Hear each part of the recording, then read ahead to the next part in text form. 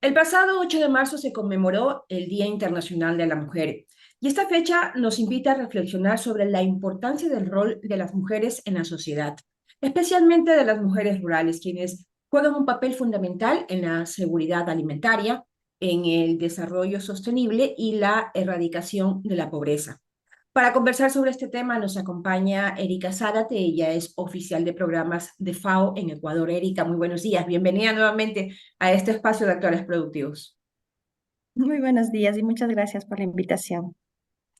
Erika, ¿cómo describirías la situación actual de las mujeres rurales en el Ecuador? Bueno, como bien tú lo habías mencionado, las mujeres en los sistemas agroalimentarios y particularmente en la ruralidad se enfrentan a fuertes desafíos, ¿no? Por un lado, son contribuyentes en términos de volúmenes de producción, de diversidad de la producción, de cuidado, tanto del cuidado familiar, el cuidado de la biodiversidad, del ambiente. Sin embargo, no tienen o no se puede hablar de igualdad en condiciones, sobre todo en igualdad de condiciones económicas para su bienestar. Los indicadores que nosotros un poco eh, siempre estamos tratando de resaltar tiene que ver muchísimo con cuánto las mujeres y particularmente las mujeres rurales acceden a medios de producción.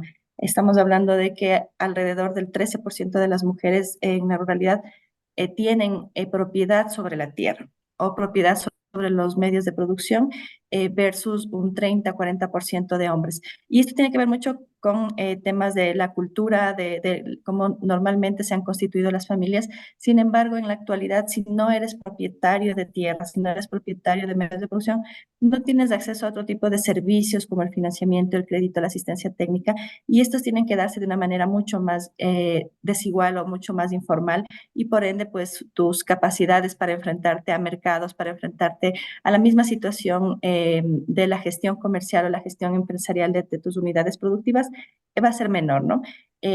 Las mujeres también tienen índices menores de alfabetismo y ahora no hablamos solamente del alfabetismo básico, sino también del alfabetismo digital, las capacidades digitales de conectividad, de comprensión de los instrumentos en los que ahora se manejan temas de publicidad, redes sociales, e incluso sistemas económicos financieros como finanzas digitales, etcétera, ¿no?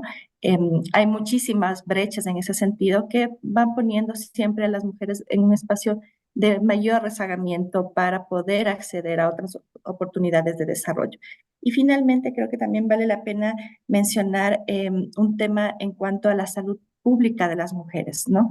El hecho de que las mujeres tengan una doble y hasta triple carga laboral, es decir, que estamos destinando de tus 24 horas del día hasta 18 horas en temas de horas productivas, horas de cuidado, horas de participación comunitaria, no remuneradas muchas veces de ellas, significa que también estamos poniendo en riesgo la salud ocupacional. En la ruralidad, la actividad agrícola es una actividad que demanda bastante esfuerzo físico y todavía está siendo desarrollada en condiciones que no son necesariamente seguras en términos ocupacionales, ¿no? El tiempo de exposición al sol, la actividad física, el poco respaldo en mecanización para la actividad agrícola, significa que estamos deteriorando la vida de las mujeres, ¿no? Todo esto es algo que nos interesa poner en relieve porque además un indicador complicado en este sentido es que las mujeres están alrededor del 80% de la informalidad. Es decir, que además de destinar muchas horas, mucho de sus horas productivas, mucho más horas productivas, estas no se ven retribuidas en términos económicos y su economía personal y familiar, pues obviamente tiene muchísima más debilidad de ser sostenible en el tiempo y también de ser sostenible en términos materiales. Sí, ¿y cuáles serían las cifras que manejan ustedes como FAO sobre la desigualdad que se enfrentan las mujeres en la región? Bueno, este último indicador que yo mencionaba, el hablar de que un 80% de las mujeres están en el mercado informal, es decir, que no tienen acceso a ingresos permanentes y que además de esos ingresos permanentes no son suficientes para cubrir las necesidades de una canasta básica familiar. El no estar en la formalidad del empleo también significa que no tienes seguridad social, no tienes acceso a seguro social, a medicina pública, y esto va a tener que ser cubierto con otras actividades que no son solamente las agrícolas, ¿no? Sino que también entran en un mercado laboral subvalorado.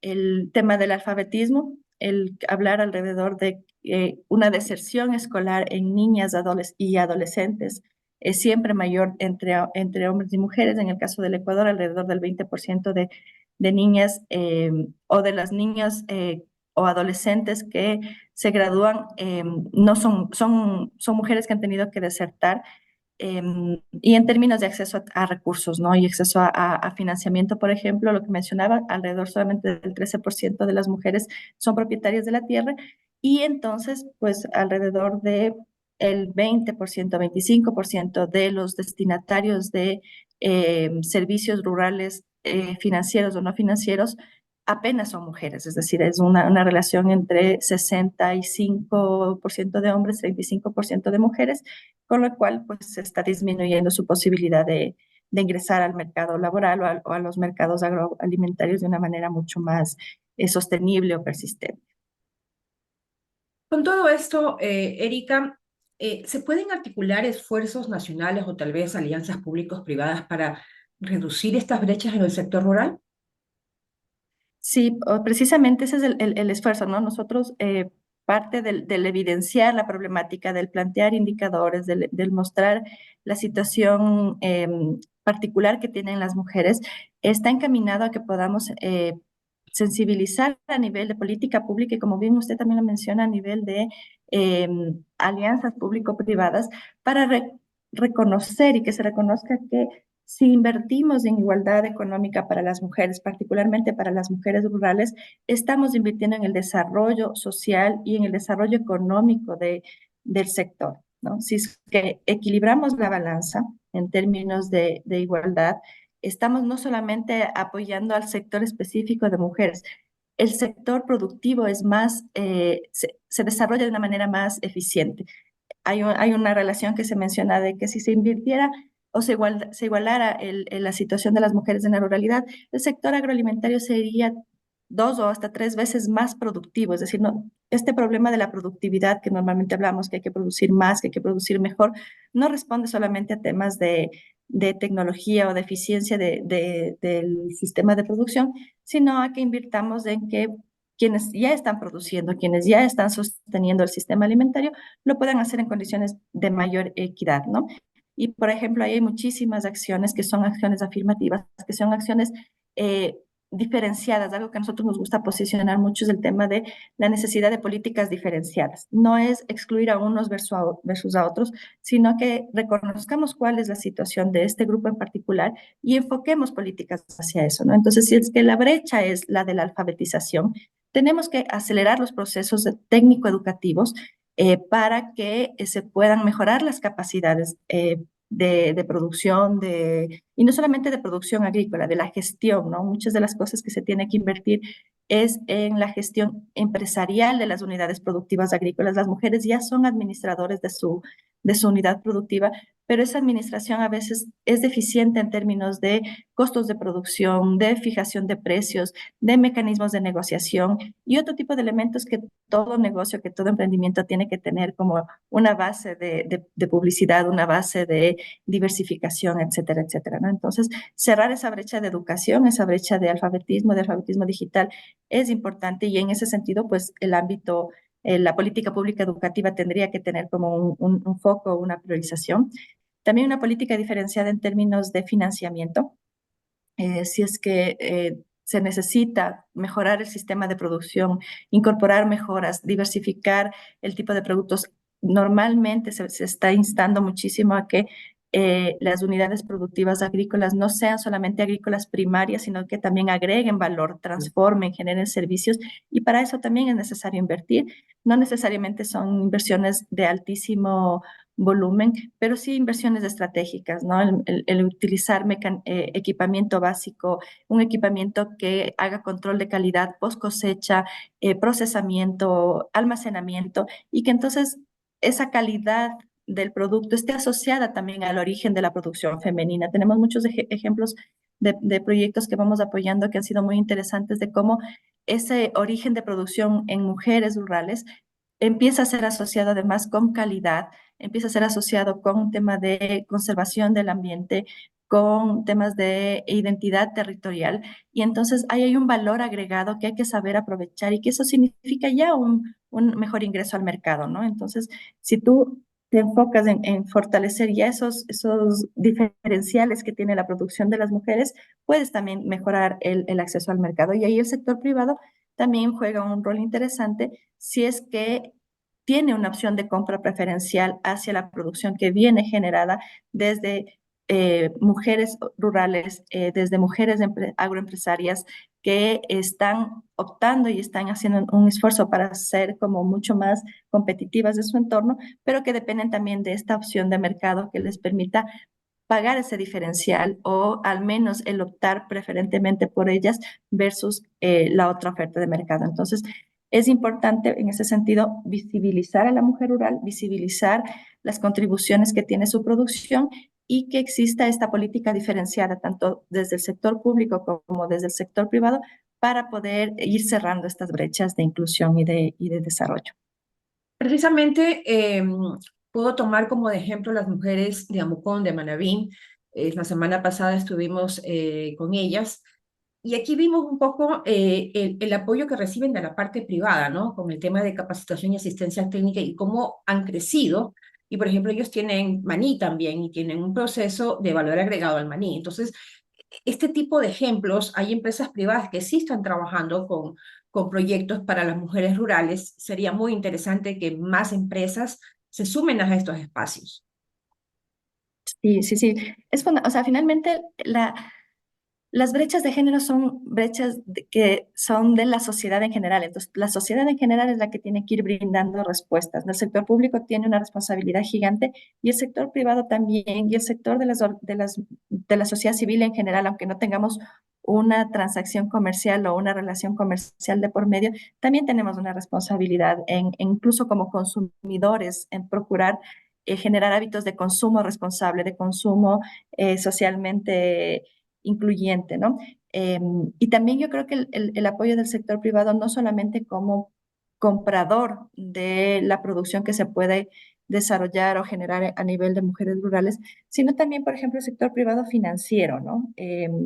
Generar créditos o productos financieros que tengan este enfoque. Existen ya algunos bancos o algunas líneas de financiamiento, no sé, rosa, violeta, que un poco particulariza los mecanismos de financiamiento hacia una economía femenina o una economía de las mujeres. Entonces, si es que no tienes propiedad de la tierra o si no tienes una garantía hipotecaria para poder financiar y poder como mejorar tu entorno productivo, pero ya tienes un contrato comercial o tienes un respaldo solidario familiar o tienes una propuesta de negocio que se mira con factibilidad, ya existe un crédito ahí y eso ayuda muchísimo, ¿no? El poder tener acceso al recurso financiero está en indicadores, es uno de los factores de éxito, si no es una economía de subsistencia, pero el poder contar con capital te permite, ¿no?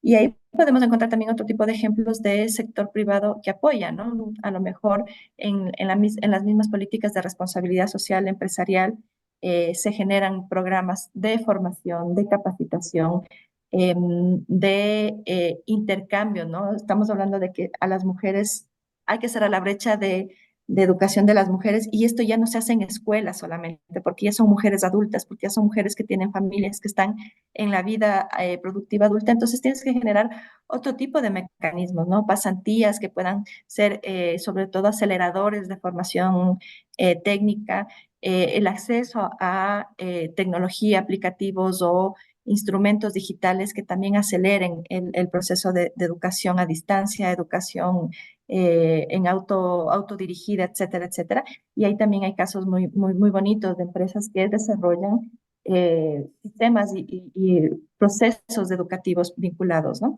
Más todo un tema de cuidado y de atención y de prevención también o más bien de promoción de la salud de la mujer, ¿no? En todos sus ciclos de vida y en todas sus necesidades, ¿no? Una mujer en etapa de gestación tiene que tener un cuidado, una mujer en etapa de lactancia tiene que tener un cuidado, una mujer en su vida adulta, productiva, tiene que tener seguridad ocupacional y una mujer en la tercera edad también necesita tener cuidados. No digo que los hombres no, sin embargo, el acceso a servicios de salud que tienen las mujeres es minoritario, entonces también hay que pensarlo desde esa óptica.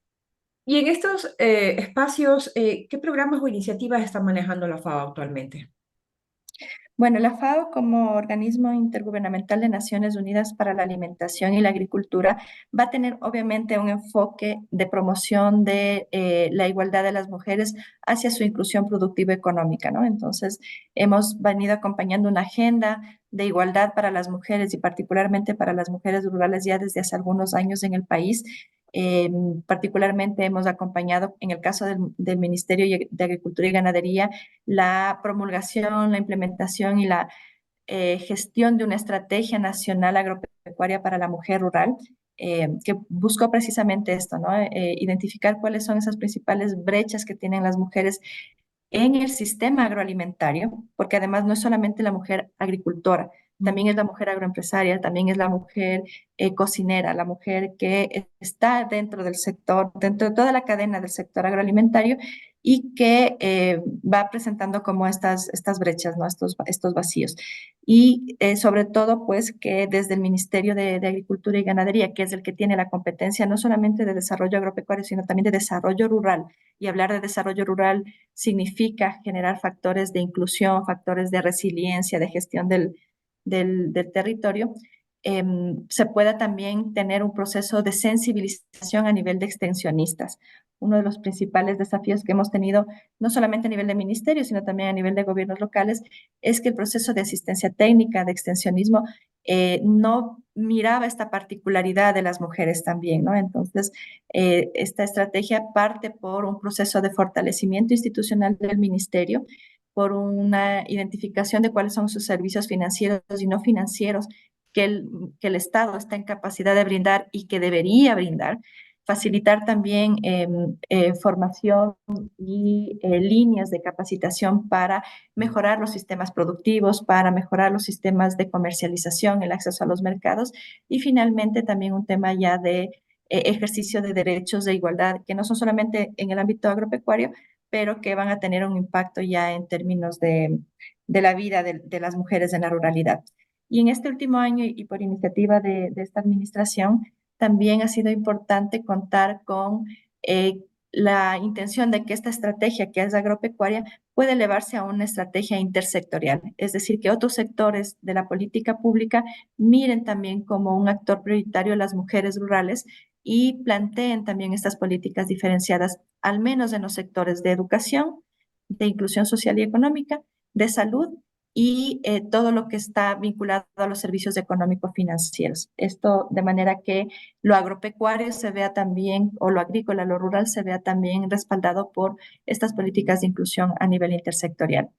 Y es muy importante también reconocer el trabajo que existe a nivel de gobiernos locales. Nosotros en el caso de Manabí trabajamos muy de cerca con el gobierno provincial, con algunos municipios, con algunos GAT cantonales, para que se vayan también integrando en su gestión de política territorial enfoques de género transformadores, es decir, que ellos también puedan reconocer en su política pública qué elemento puede ser un diferencial para que se acelere la inclusión o la igualdad de las mujeres en sus territorios.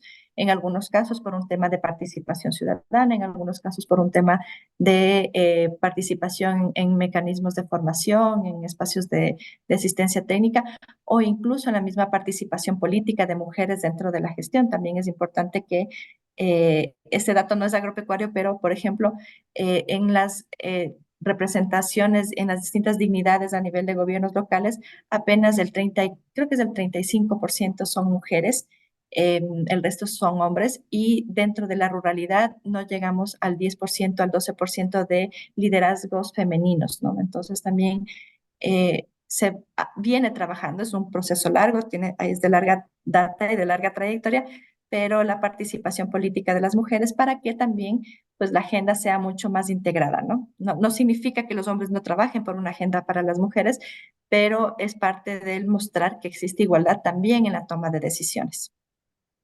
Ya para terminar, Erika, sé que desde este 11 de marzo empezó la conferencia regional de la FAO. ¿Cuál es la hoja de ruta que presenta la FAO para cambiar la realidad de las mujeres rurales? Bueno, la FAO, tanto a nivel global como particularmente ahora que hemos empezado nuestra conferencia regional, busca tener como uno de los puntos centrales de la agenda de la cooperación técnica la igualdad económica de las mujeres rurales y la igualdad económica de las mujeres en los sistemas agroalimentarios. Y por un lado, es instar a los gobiernos, continuar apoyando a los gobiernos para que por un lado, visibilicen la situación de las mujeres rurales, no solamente en términos de estadística, pero sí, por ejemplo, que los reportes que tienen los estados a nivel de sus indicadores de desarrollo, de crecimiento, de productividad, tengan una estadística diferenciada entre hombres y mujeres, de manera que se permita con esto monitorear cómo se está avanzando en esta agenda de igualdad por un lado, por otro lado, ya no solamente en términos de visibilidad, sino en términos de promoción, que se destinen inversiones focalizadas al desarrollo y la inclusión de las mujeres, obviamente centrándose en las brechas principales que hemos mencionado, pero también que se pueda destinar los recursos, sobre todo recursos que ahora están siendo muy escasos, pero que son muy necesarios en términos de gestión de riesgos, de cambio climático. Las mujeres son mayoritariamente afectadas por las variaciones del cambio climático, la economía de las mujeres, el bienestar de las mujeres normalmente se afecta más. Tienen luego que responder por la sobrevivencia de su familia, de su persona y de su unidad productiva. Entonces, ese recurso o esos recursos que se puedan destinar para fondos climáticos deben también tener un diferencial para las mujeres en general y particularmente para la ruralidad y reconocer y también facilitar los espacios de diálogo y participación de las mujeres para que pueda existir también esta agencia, ¿no? Las mujeres rurales no son solamente destinatarias de políticas o destinatarias de programas, son también actrices protagónicas, son quienes también proponen su agenda, ¿no? Entonces, no solamente es un grupo de personas diseñando soluciones para otro, sino es una integración en el diseño y la gestión de soluciones, ¿no? Esos son tres puntos básicos de la agenda de la conferencia regional. Esta conferencia empezó el día de ayer con una reunión de altos oficiales, culmina el 21 de marzo ya con la promulgación de lo que va a ser nuestra hoja de ruta por el siguiente bienio. Y esa es la hoja de ruta que orienta tanto a la FAO a nivel regional y también a los países para su diseño de políticas específicas, ¿no? Ok, Erika, muchísimas gracias por compartir con nuestra comunidad y con nosotros pues todo este conocimiento y experiencia que se desarrolla a través de la FAO. Ha sido en realidad una conversación muy enriquecedora. Muchísimas Muchísimas gracias a ustedes por la invitación. Siempre estamos muy contentos de poder compartir con los medios de comunicación estas reflexiones y estos desafíos, ¿no? Y en ese sentido, la opinión pública la distribución de esta información que ustedes nos facilitan, pues nos es muy, muy relevante. Así que siempre gracias por la invitación y esperamos en algún momento poder encontrarnos también en campo.